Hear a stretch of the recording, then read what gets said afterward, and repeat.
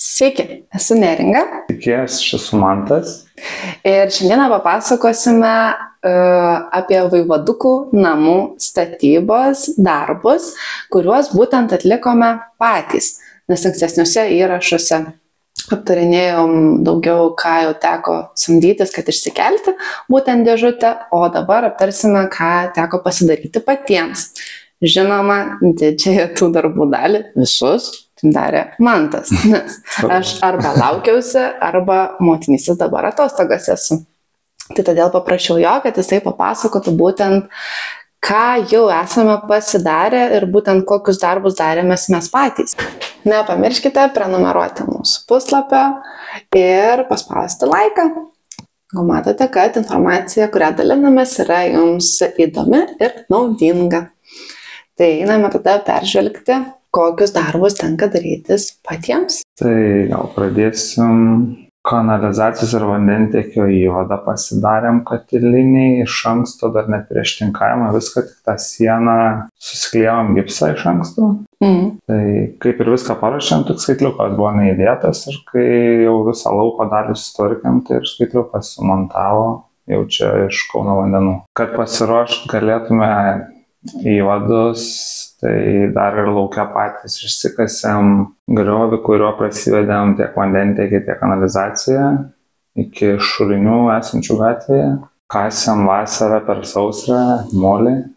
Tai buvo gal 2 dienų darbas nuo ryto iki vakaro įsikast, ten nežinau, 8 metrus griovį. Tėvelis kankinam juodai. Jo.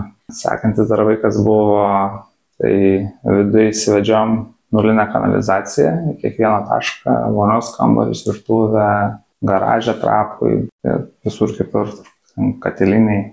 Tada įsivedžiojo kanalizaciją, išsinuomom vibro plokštę, šiek tiek sunkesnė, pačią lengviausiai gerai atsimenu, gal 105 kg. Su ją patys vibram, tikrai nelabai čia verta kažką samdyti tokiam darbui. Gal sunkiausia dalis po to buvo išsilyginti smėlį prieš dedant polisterolą, kad jis būtų kuo tiksliau, bet tą darėm su lazeriu ir pasidarė tokia iš medinių lentų, kaip mierka, nežinau, matavimui. Kokį polisterolą reikia dėti? Gamintojai rašo nuo EPS 8 kietumo iki šiaip visi deda EPS 100. Kokį mes dėjom? Mes galvoju, kažkur dėjom 100, kažkur 8, didžiąją dalį 8 dėjom. Kaip ir nepasirinkom to pačio gal, ką visi daro, pasitikėjom gamintojai šitoje vietoje, kad užtenka tokio. Realiai 20% ant tas gniuždėmos taip ir skiriasi, tai ir neatrodo labai daug. Vibravus smėlį, toliau tiesiam plevelę, dėjom polisterolą. O plevelės tenais irgi svarbu yra kokia didė? Labai gal ten storis tik tai ir kad nebūtų nežinau, šiaip dedas juoda ir esmė, kad nebūtų iš perdirbtų plastiko, nes ta kažkaip greičiau suyra ar kažkas tokio. Tai ant jos dėjom 3 sluoksnius polisterolo, taip darėm tam, kad antram sluoksniui išsivedžiojom visą vandentiekį, tada trečiu uždengėm jį. Tada vėl tiesiam plevelę su aliuminio, tokia atspindinčia infraraudonosius spindulius, bent jau tokią logiką. Neaišku, kiek iš tikrųjų tai veikia, bet nėra labai brangi. Tai... O kokius infraraudonosius spindulius gali? Šiluma. Nes gal saulė po betonu ir neturėtų. Tai iš pati šiluma atsiskleidžia kažkokios. Tada tą pasidarėm. Susidėjom armatūros tinklus ir ant viršaus vedžiojom grindinį šildymą. Grindinio šildymą buvom pasidarę projektą, tai viską darėm pagal projektą, neimprovizavom šitoje vietoje. Projektas tikrai verta padaryti, manau, nes ten kainavo apie 150 ar ten iki 200 eurų kažkas tokio. Bet čia darėmės jo, ne patys tą projektą, o pirkomės paslaugą tokią. Ir tenais ne tik tais šiltinimo darė, bet ir rekuperatorius. Tai atskiras, jo, atskiras šio projektas, tai, bet Dar tas labai gerai, kad yra medžiagų kiekiai, visi šitie dalykai, tai labai paprasta pasiruošti darbui, tiesiog pasiemi tą sąrašą, užsakai medžiagas ir pradedi darbuotis.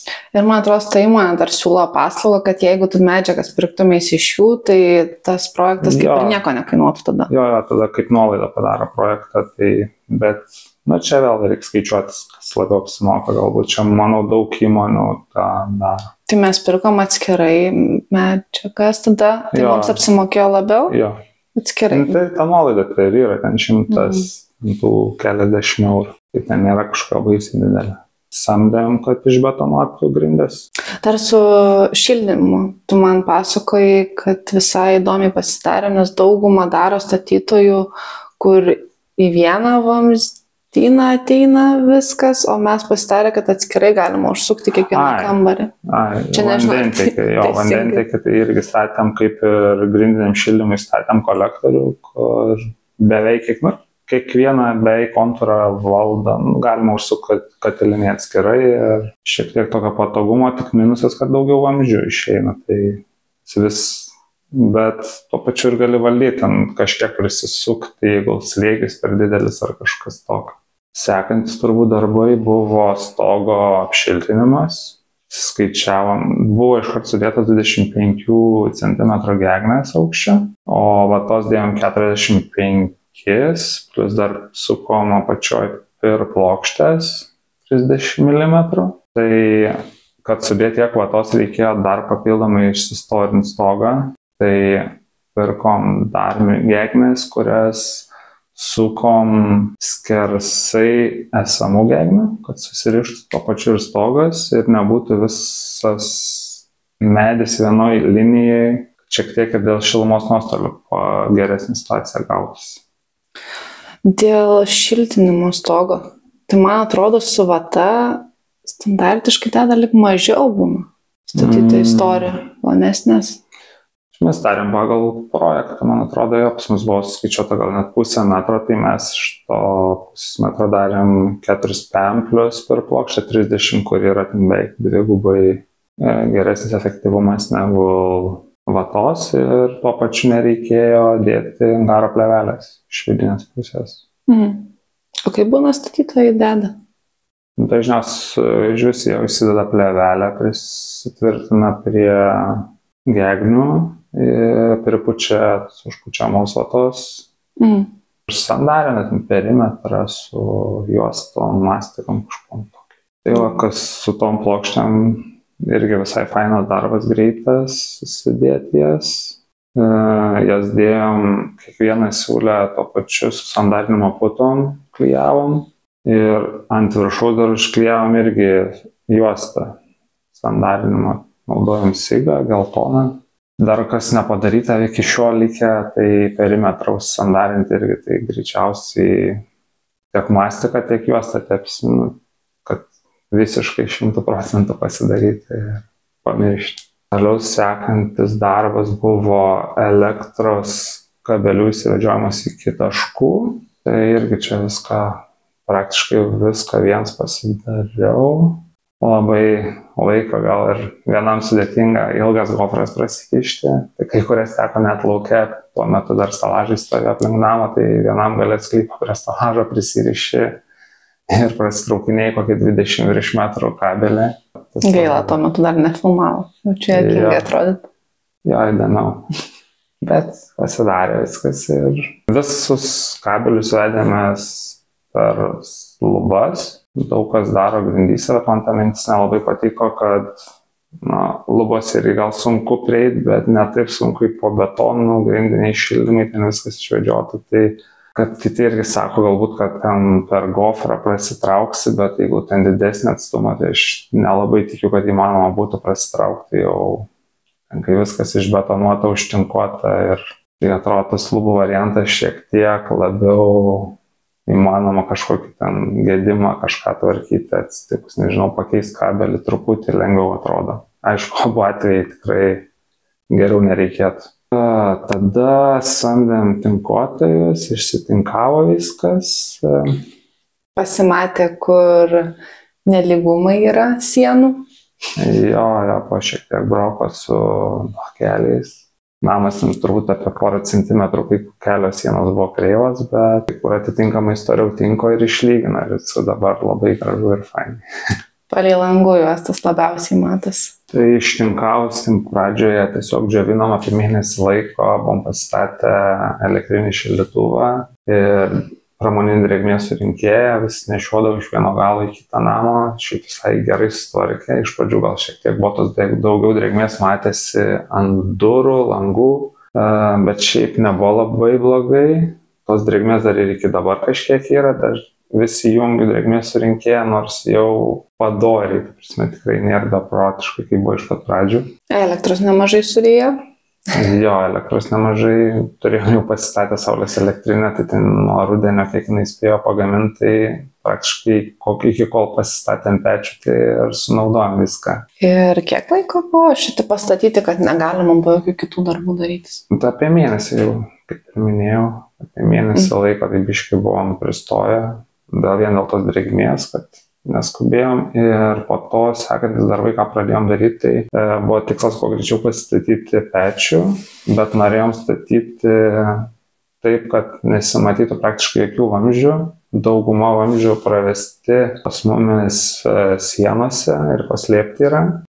Tik keliose vietose filtram išvesta, kurie ten matosi, virš pečiaus išeina vamzdžiai, kurie ten minimaliai matosi ir ten, kur vandens įvadas, bet jie, visi tie vamzdžiai greičiausiai bus baldose paslėpti, tai tiek ir te liks. Sekantis darbas buvo plytelių klijavimas, pirmą kartą bandžiau klijuoti, tai kaip ir neblogai sekėsi, bet porai vietą buvo ten tokių klaidelių, gal kad ten siūlė neįdėli ir panašiai, tai sakiau jau, visgi teks turbūt samdyti vonios kambariams, nes norisi biškį geresnės kokybės. O šiaip ten garaže, grindis, tai tikrai patys toliau tęsim. Tas pats ir terasą turbūt plytelės patys suskliuosim.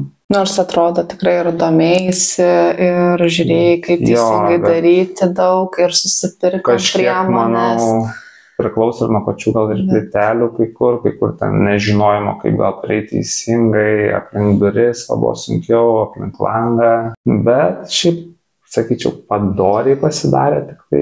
Kaip tokie erdvėj, tai užtenka. Jo, ten didžioji dalis... Bet kambariuose tai tikrai norėsis jau, kad būtų idealiai. Jo, nepriekaištingai. Nes dabar tai užtruko irgi beveik apie mėnesį. Taip, vakarais, savaitgaliais, tai šiaip jo, atėmė nemažai laiko. Tada pasistatėm pečių pagaliau, tai labai greitai per porą dienų praktiškai pradėjo dirbti normaliam režime, iššilo namas, grindis. Tai domėjusi daug šiaip apie pečius, tai gal gali papasakoti, kodėl būtent šitą pasirinko? Šiaip rinkomės, tai norėjom kažkokį kokybišką variantą, tai buvo gal du kandidatai, tai Alfa Inatec vokiškas, šiek tiek gal brangesnis ir Daikin japoniškas. Tai Daikin gal pasirinkom dėl to, kad šiaip jau yra kas turi artimoje aplinkoje ir geri atsiliepimai, o Alfa Inatec nelabai žinom kažkas, kad turėtų ir kokie atsiliepimai, kaip servisas, kaip kažkas, tai likom tai šitų variantų, kad irgi, kaip sakiau, kad vamzdžius liepiam, tai jau buvom gan anksti apsprendę, kad šitą pečių rinksimės, tai pečiaus iš atstovų gavom brėžinius, kaip kur kokie vamzdžiai, kokie atstumai tarp vamzdžių ir pagal tai tiksliai atsivedėm vamzdžių sienoje, tik iškišom virš pečiaus ir tada tiesiai meistrai ir pajungė po to nuo jų ir viskas labai tvarkingai gavosi. Gal dar va irgi, kad iš tokių klaidų, kad vieni meistrai pardavėjo, irgi, kai domėjausi, rekomendavo po namų kišti visą vamzdyną, tai mums gausiai reikėjo po garažų prasikišti, bet kai montavom patarė, kad taip tikrai nedaryti, nes nors ten buvo paruošti ir vamzdynai, viskas, bet problema būtų, kad vis tiek žemėje visą laiką tiek vasarą, tiek žiemą, ten šiek tiek vėsiau, gal žiemą ten kaip ir šilčiau nei lauke gaunasi, bet tokį papildomą nuostolį patiri, reiktų dėti specialius vamzdžius apšiltintus ir panašiai tą visą trasą freono paslėptai prasivedėm pačiam garaže virš lubų po to ir tie vamzdžiai liko, tai gal ir dar irgi kažkam panaudosim kokius kabelius prasikišti ar panašiai, nes toj pusėje šiek tiek ten bus irgi laistymo sistema, dar kažkas nors ir yra numatyta kur, bet gal bus patogiau per ten prasivežal atstumas trumpesnis gaus, tai tiesiog bus toks kaip kažkoks rezervinis turbūt variantas kažką prasikišti lauką. pradėjo montuoti gipsą, dar kol irgi pečių montavo beveik vienu metu.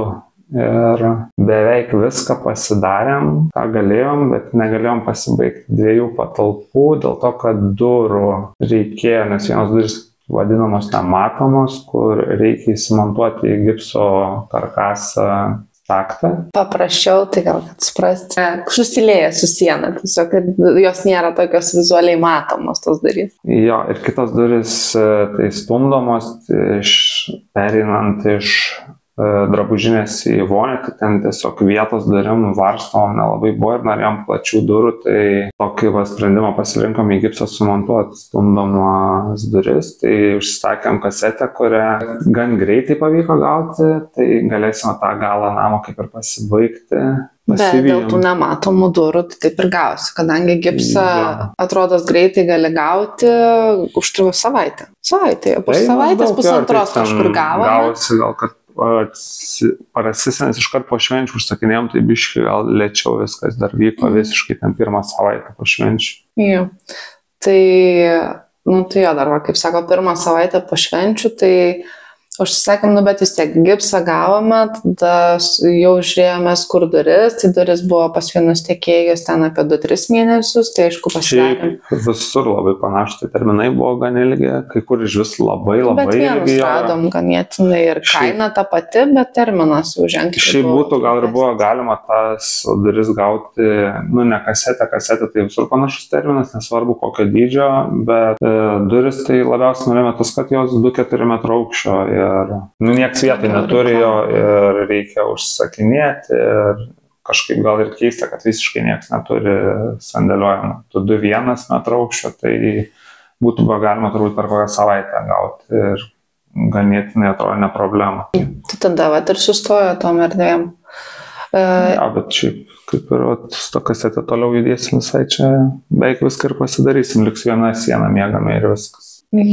Kuri tokia viena iš įdomesnių dar bus. Įdomesnė, jo, su savais iššūkiais. Į tos iššūkius nufilmuosime tikrai, jau galėsim. Ir dar minėjai tada ir dėl gipso, kad į kurį ten puslapį galima nueiti ir pasižiūrėti viską, ko reikia. Jo, iš tikrųjų, jeigu patiem montuoti ir ten visiškai jokių žinių nėra, tai labai aiškiai ir gerai šiaip Knauf puslapį yra, jie tokiu būdu marketingą gal darosi ir turi tiek video, tiek aprašymus, kur, ką naudot, kaip išsidėlioti karkasus, tiek lubom, tiek sienom. Tai jeigu ten, ta prasme, tikrai skiriant laiko, tai ganėtinai aišku. Aišku, visą laiką yra niuansų, kur ten kiekvienos situacijos tikrai neparodys, kaip ten, nežinau, kad ir kokį tualetą apsiūti, gal gipsu, ar, nežinau, ar kažkokią nišą pasidaryti, ten gal biški jums fantazijos, bet tą patį principą, kaip pasidaryti tikrai ten viską ir biški pasukus galvą tikrai nesunku ten ir kitas sudėtingesnės situacijas išsispręsti. Gerai, dabar čia iš manęs toks jau grinai klausimas bus, nes pasakoju, kad yra gipsas 2 rūšių. Ir mėlynasis ir baltas. Tai mes tokius pirkom, yra kokius turbūt 5-6 rūšės. Ne, tai mes tą, kur nusipirkom, kuom skiriasi tas baltas ir tas mėlynas? Baltas tai yra tas visiškai įprastas, ten kur tiesiog pats paprasčiausias, pigiausias turbūt variantas. Tai mes jį montavom 1 sluoksniui, 2 sluoksniui pasirinkom mėlyną, jis yra daug tankesnis, sunkesnis, tai ir jo savybės yra tokios kaip ir panašiai kaip žalio, jis ir su drėgme taip draugauja, bei su garsu, jis atspindi daugiau garso, atsimuša nuo jo garsas kitaip, tai labiau uždaro. Tai net šiaip, kai montavom 1 sieną pilnai iki galo, tai labai jautėsi, nes už sienos stovėjo drėgmės surinkėjas, kuris gan garsiai dirba, tas ventiliatorius laiko ir šiaip jisai gan nemažai garso skleidžia. Ir aišku, ten didžioją dalį padarė įtakos vata gal, bet labai jautėsi ir ant plokščių, kai buvo tik baltas, tada atsirado jau mėlynas, tada dar vata, ir dar po to iš kitos pusės ir dar tuo pačiu ir užsandarino kiekvienas plyšys, viskas, tai labai stipriai pasijautė, kai, ta prasme, ten minučių reikalas, ypač kai vata dėjosi, tai susidėjo, vedant vatą vis tyliau ir kol galų galiai žis ne visi girdėjom ją. Tai dabar pasitiksinu, dedasi paltas, tada vata ir tada... Ne, yra karkasas. Iš vienos pusės dedi baltą gipsą, mėlyną užsidėjom, tada iš kitos dėjom, tada į tarpą jau tą visą tarp profilių vatą ir tada vėl gipsai. Tai viso 4 lapai gipso dedasi. O, Dieve. Kad sieną pastatyti, tai. Ir ganėtinai sunku yra vienam, ne, dirbti tik tai su jums? Sienas gal šiek tiek, jo, kad ypač mėlynas, tai vieną cielo lapą tikrai pakelt, pasistatyti dar į kažkur biškį pasikelt ar ką, tai labai sunku. Ten teko keli sieną montuoti, tai jau reikia viską po ranką turėti įrankį, viskas turi būti labai paruošta, kad ant tų pirmų kelių varžtų, kol prisukit, tai reikia paprakaito truputį. Tai kasgi buvo sunkiausia dabar iš visų šitų darbų? Iš būtent šitų?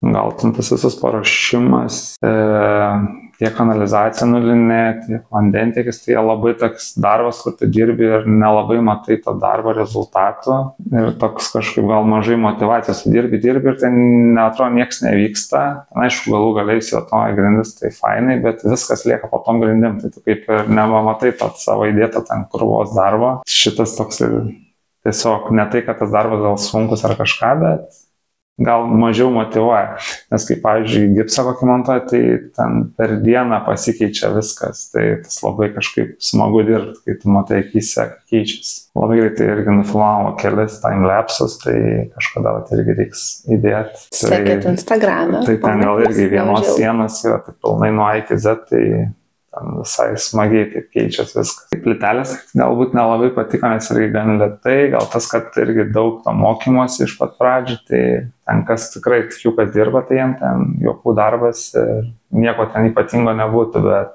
kai pirmą kartą pasiėmė daryti tokį darbą, tai jo, daug iššūkių visokių. Tada vertinai, tuos srities specialistus. Kokią elektrą, tai tekę ne kartą daryti, vedžioti tiek tėvų namuose, tiek pas save dabar čia, kur gyvenam, ir šiaip tekę ir ten draugam padėti, tai su elektra kažkaip daug klausimų nėra, tai ten labai greitai, sklandžiai, sakau, tik tai gal tas, kad, irgi daug kabelių ten sivedžioja, turbūt, jei gerai atsimena, apie 2 kilometrai, į gofras kišosi irgi ten turbūt kokio 1,5 kilometro, tai tokių, jo, tiesiog daug darbo tas kiekis, o irgi gal tas laidų vedžiojimas lygiai tas pats irgi vedžiojat, nelabai, kad ten matai kažkas pradėjo kaboti nuo lubų ir maišytis labiau ir tiek. O šiaip šitie darbai, jo, turbūt jo, plytelės gal pats toks, kur mažiausiai patiko, o visi kiti tai visai smagiai ir sklandžiai. Pamenu dar vieną etapą, kad, atrodo, tik pamatus išlėjo ir mūrą jau kėlė, kad jau klausė tada tėtis su broliu, kad kur bus klozetai, vonės, jau 100% apsispręskite ir kur bus ten kokios lempos, jungtukai ir panašiai. Tada dar praeidžiame. Skubėjo, nes galvoju, gal kad irgi tiesiog anksčiau gal pavyks tą pasidaryti, bet kai kažkaip nuosekliai priėjom iki to ir pasidarėm, nes aišku, ten tada irgi buvom jau kaip ir viską anksčiau pasiplanavę, pasibraižę viską, kas kur bus, tai tas darbas jau buvo atkritęs, kai realiai priėjom iki to etapo, tai jau irgi turėjom kaip ir projektėlius tokius patys pasidarę, brėžinukus, kur kas, tiek vandentiekis, tiek kanalizacija, gryniai šildymą. Nusipirkom projektą, tai... Kokias klaidas buvai padaręs dar Rygoje? Aš pamenu vieną. Dabar taip greitai, tai kai kanalizaciją vedėjai į namą, kad pasirinkai vamzdžio 40. Jo, ir Kauno vandenis, ir pas mus kas ten, jo, Kauno vandenis. Jo, tai kažkaip irgi ten greitai paskubėjom ir irgi nepasižiūrėjom projektą, kas ten turi būti iš tikrųjų. Ir tokį vamzdį galvom pasimsim didesnį dėl to, kad atskirai laistymo sistemoje skaitliukas stovės ir namui ir galvom, kad čia didesnis bus labai gerai, bet pasirodo niekas neleidžia jų daryti, ką nori, tai teko jo pasikeisti šitoje vietoje. Jo, dar su to laistymo sistema, kaip buvo? Tai laistymo sistema dabar yra į lauką išvežtas vamzdis. Buvom irgi, kaip pradžioj projektą darėmės, tai buvom nepasidarę. Projekte nebuvo laistymo sistemos, tai reikėjo vėl su Kauno vandenim iš naujo susiderinti šitą vietą, pasidaryti kažkokį ir tokį mažą projektėlį, kai bus. Jo, tai ten projekto šito vandentiekio ir nuoteko darėme savo laidą. Ir tada susiderinus jo, gavom viską leidimus ir pasidarėme ir skaitliuką, realiai 2 skaitliukus tiek vidaus namui ir laistymą atskirą. Tai šiek tiek pigesnį vandenį turės. Šiek tiek. Jo, bet su to laistymo sistema, kad iš pat pradžių, jeigu tik tais išeina, jau apsigalvokite, kurioje vietoje. Tai visą laiką viską jo. Visas tas protas po to padėtas.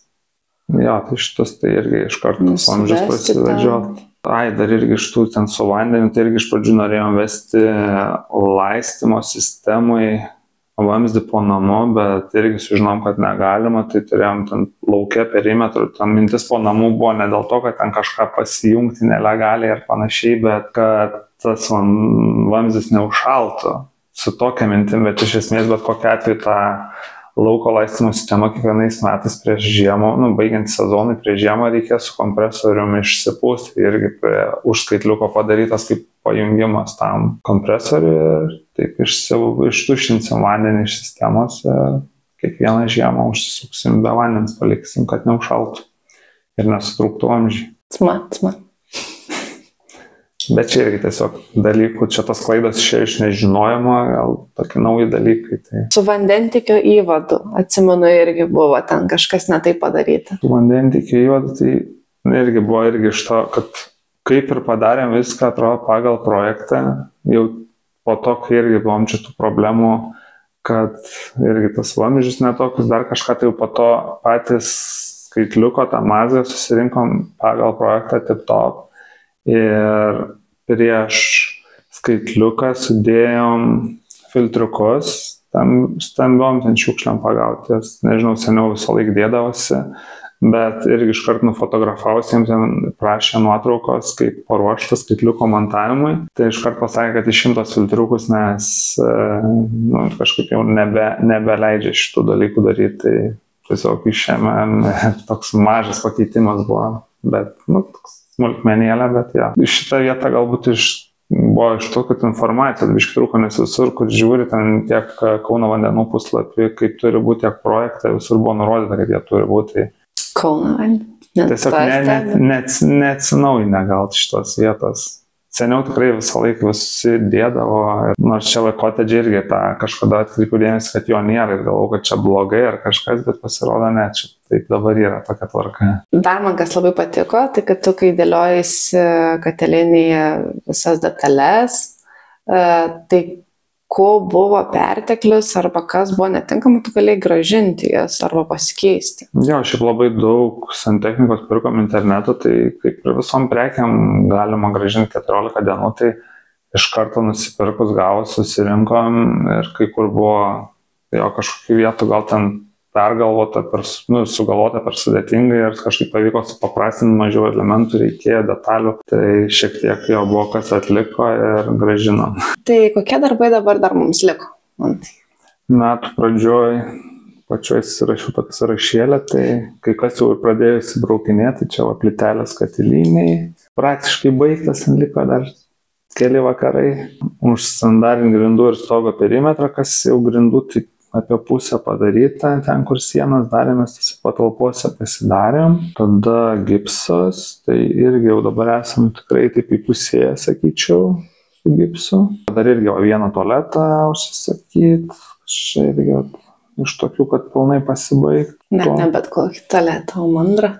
Ja, bet čia kažkada parodysim, gal kaip konstruosim. Tada rekuperacija, tai irgi turim, kai projektėlį pasidarė, tai reikia tiesiog irgi jau, kai baigsim pertvaras, turbūt bus sekantis darbas, užsisakysim medžiagas, bandysim irgi patys darytis. Tai gal patį pajungimą, paleidimą, sureguliavimą srautų, tai čia jau irgi reikia gal pasisamdyti specialistą, kuris iki galo pabaigs. Tada, manau, darysimės jau pagaliau sandarumo testą. Jis galioja apie, man atrodo, 1 metus, tai per tos turi gauti 100% baigtumą arba tada tenka daryti pakartotinį. Tada gipsas lubose, dar ten aišku irgi, iš tikrųjų taip iš šono palikę su gipsu, tai garažė šiek tiek jo reikia susidėti vieną sieną, tokia išsistorina, likę visą santechniką, tai visi maišytuvai ten patinkinės jų dalis, dušai, filtras statysimės. Tada prasidės glaistymas, tai čia irgi